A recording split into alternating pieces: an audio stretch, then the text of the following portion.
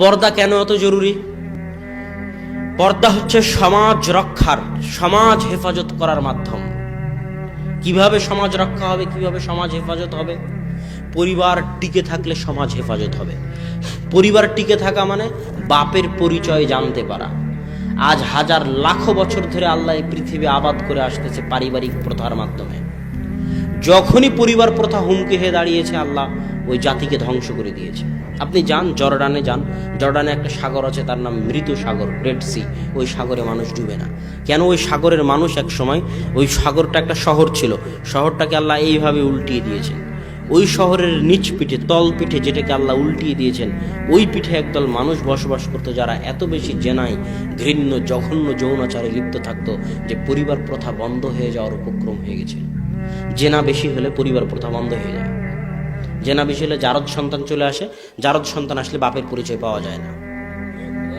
জেনা যত বেশি হয় তত সন্দেহ বাড়ে। আপনি আপনার মায়ের উপর সন্দেহ করে ফেলে দিবেন, আপনার বাপ তার নিজের স্ত্রীর উপর সন্দেহ করবে যে পেটের এই সন্তানটা আমার পক্ষ থেকে না আরেকজনের পক্ষ থেকে, আল্লাহ জানে। এটা জেনার আধিক্যতার কারণে হয়। জেনার আধিক্যতা পরিবার নষ্ট করে দেয়। কথা বুঝতে পারতেছেন? আর সেটা শুরু হয় বেপর্দা থেকে। কি থেকে? বেপর্দা থেকে সেটা শুরু হয়। এই জন্য পর্দার গুরুত্ব ইসলামে অনেক বেশি। পর্দা করা হচ্ছে সম্মানের মাধ্যম। পর্দা করা কিসের মাধ্যম?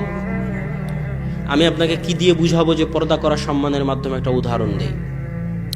আদম এবং হাওয়া আলাইহিস সালাতু ওয়াস সালাম, তাদেরকে জান্নাতের একটা গাছের ফল খেতে নিষেধ করা হয়েছিল। সেটা কি জানেন? জানেন তো যে একটা ফল খেতে নিষেধ করা হয়েছিল। ফল যখন তারা খেলো, তখন তাদের গা থেকে কি খসে পড়ে গেল? পোশাক খসে পড়ে গেল। তার মানে উলঙ্গ হওয়া একটা শাস্তি, আর গায়ে কাপড় থাকা, পর্দা থাকা একটা সম্মান। কথা মনে হয় বুঝাতে পারলাম না। বুঝাতে না পারলে আমি ব্যর্থ। কথা কি? কথা হচ্ছে যে আদম এবং হাওয়া আলাইহিস সালাতু ওয়াস সালামের গা থেকে যে পোশাক খুলে পড়ে গেল, এটার দ্বারা বোঝা যায় যে বেপর্দা হচ্ছে শাস্তি আর পর্দা হচ্ছে সম্মান। এই জন্য ওমর রাদিয়াল্লাহু তাআলা আনহুর যুগে দাসীরা যদি এইভাবে মুখ ঢেকে থাকতো, তো ওমর রাদিয়াল্লাহু তাআলা তাদের মুখের কাপড় খুলে দিতেন টান দিয়ে। যারে তুই দাসীর কোনো পর্দা নেই। পর্দা তো করবে সম্ভ্রান্ত বংশের মেয়ে, উঁচু বংশের মেয়ে, স্বাধীন বংশের মেয়ে। যে স্বাধীন, আজাদ, সম্মানিত, সম্ভ্রান্ত, তারা করবে পর্দা, আর বেপর্দা হয়ে চলবে দাসীরা। কথা বুঝেননি? মানে সমাজে যারা বেপর্দা হয়ে চলতেছে, এরা কি ভাবে বোঝা যাচ্ছে, ইসলামী শরিয়ার হুকুমে বোঝা যাচ্ছে যে বেপর্দা হয়ে চলবে দাসীরা। যার কোনো সম্মান নাই, যার কোনো হায়া নাই, যার কোনো মর্যাদা নাই, সে চলবে বেপর্দা হয়ে। ওই জন্য তো হাওয়ার গা থেকে যখন কাপড় খুলে গেল, সাথে সাথে পাতা নিয়ে ঢেকে দিচ্ছেন। কেননা বেপর্দা হয়ে চলাটা হচ্ছে মান সম্মানের খেলাফ, ইজ্জতের খেলাফ। আর মান সম্মান, ইজ্জত লুকিয়ে আছে পর্দার মধ্যে। এখানে আরো একটা জিনিস আপনাকে বুঝাই।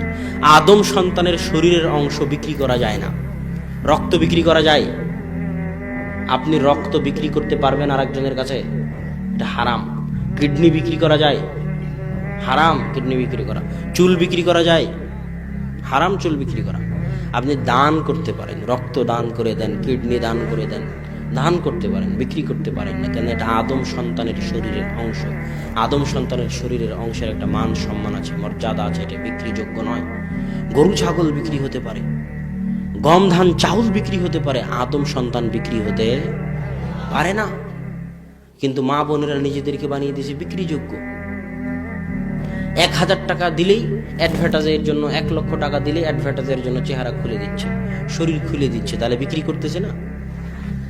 বিমানবালা রিসেপশনে দাঁড়িয়ে থাকা মেয়ে কিসের বিনিময়ে চাকরি করে? চেহারা দেখানোর বিনিময়ে। তার মানে সে চেহারাটাকে কি করতেছে? টাকার কাছে ও বানিয়েছে। অতএব সম্মানিত মা এবং বোনদের বলতে চাই, পর্দা হচ্ছে আপনার ইজ্জতের কারণ, পর্দা হচ্ছে আপনার সম্মানের কারণ, পর্দা হচ্ছে আপনার ভূষণ। আপনি বেপর্দা, বেহায়া হয়ে না চলে পর্দাশীলা হয়ে চলার চেষ্টা করুন। একজন পর্দাশীলা, তাকওয়াবান, পরহেজগার নারীর মূল্য আল্লাহর নিকটে অনেক। আল্লাহ রাসূল বলছেন, ইন্নাদ দুনিয়া কুল্লুহা মাতা, সারা দুনিয়া সবই সম্পদ, কিন্তু সবচেয়ে দামি, সবচেয়ে মূল্যবান সম্পদ হচ্ছে আল মারআ সালিহাহ, একজন সতী নারী, একজন পরহেজগার নারী। যে নারী মুখ দিয়ে কোনোদিন পরকীয়া প্রেম, অবৈধ প্রেমে, অবৈধ সম্পর্কে লিপ্ত হয়নি, যে নারী তার নিজের শরীর, নিজের লজ্জাস্থান আমানতের হেফাজত করেছে, সে ওই মুখ দিয়ে দোয়া করা মাত্র আল্লাহ সাথে সাথে কবুল করে নেবে।